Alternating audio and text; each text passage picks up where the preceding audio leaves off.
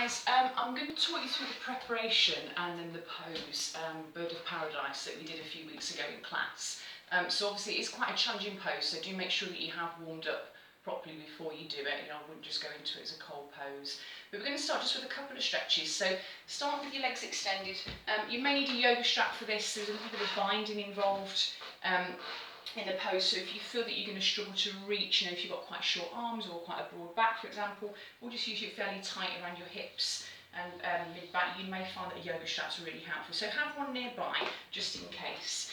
We're going to start just with a very simple seated twist sequence. So we're going to draw one leg up towards us, give it a little hug, sit tall, wrapping the opposite arm around, take it into a deep breath, lift, exhale, and just move yourself into the twist. So remember, you've always got the option with this. If you prefer, you can step the foot across. You may find that's a little bit more comfortable. You can wrap. We've got all these variations. Go as far as you need to. Arm position as well. Either hug towards you or go over the top. Use it as a lever. Depends very much on your proportions. So play around. Find the variation that works best for you. But just feel that you're lifting up as you breathe in. Growing as tall as you can. Twisting a little deeper as you exhale.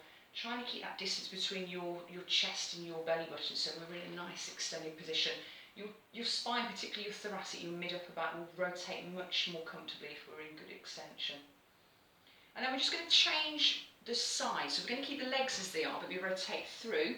So we bring the arms to the inside of the knee or thigh. We lift and we open, rotating, looking over the opposite shoulder.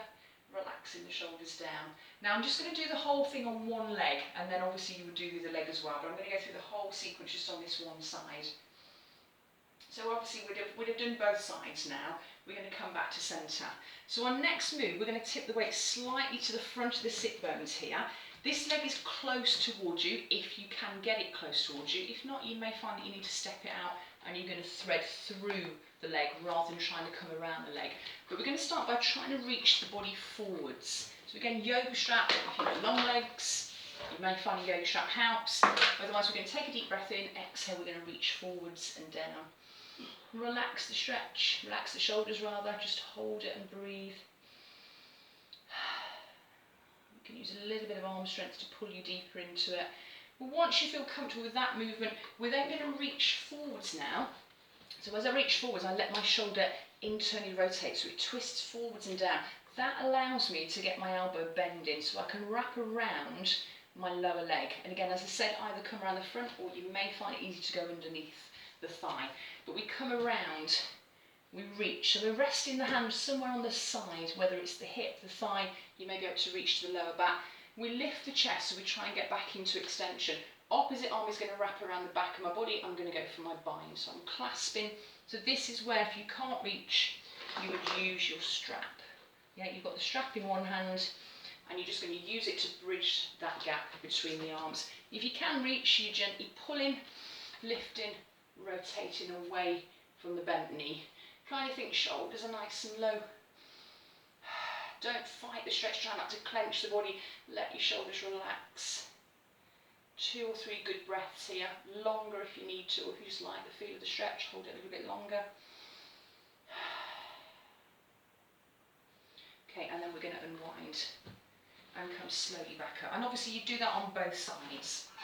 So we're now going to come to our box position, so start to move through the pose. I'm going to show you 2 or 3 different ways of moving into this. Again, it depends from person to person. You may find one way suits you better. So we're going to start by stepping one leg forwards into a simple lunge. Have a little fidget. Get comfortable in your lunge. Tuck the tailbone under, lift the chest. And we're going to start to move the body a little bit lower down towards the ground. Now what I'm trying to do from here is feed my arm underneath. So this may be your first stage. It's just literally getting used to the point where you can lunge comfortably enough, you feel balanced enough that you can take your arm, thread it underneath. Just hold it, rest there. Just use that as your first position. Practice that for a few weeks. When that feels easy, our next step, and some people actually prefer to go into this straight from a high lifted lunge rather than leg down.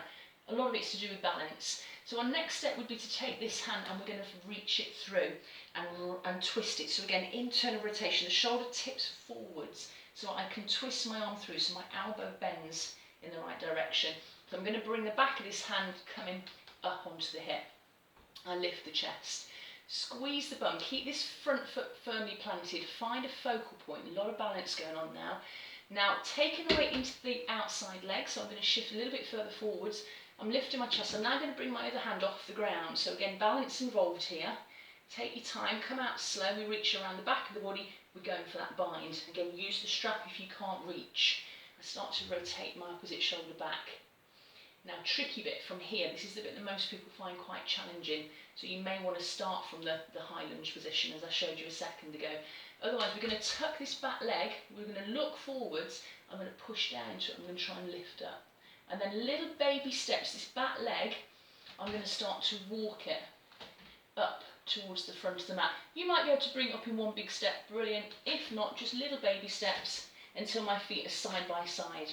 I'm now focusing on my balance point, taking a deep breath, squeezing my bum. My weight is now in my outside leg, not the leg that I'm holding onto. I'm kind of letting the weight lean into this leg. That's the leg I'm going to be standing on. Take another deep breath in. I'm going to squeeze my glutes, slowly start to lift up. Chest is lifted. Finding your focal point. If you're a bit wobbly, don't panic. If you feel safe here, we're going to extend out. Nice strong pressure through the arms, so I'm holding, I'm binding the pose. And then to come out, you can either just unravel your arms or you can lower yourself gently back to the ground. Just let the body hang in your forward fold. So just a couple of modifications of that. As I said earlier, if you prefer, you may find starting from a high lunge position is more suitable, so you haven't got to do that lift. Yeah, so if you're comfortable with your lunge and you've got good balance, you're just going to come from a high lunge, you're going to thread, wrap, and then you've just got to bring the foot forwards without that lift.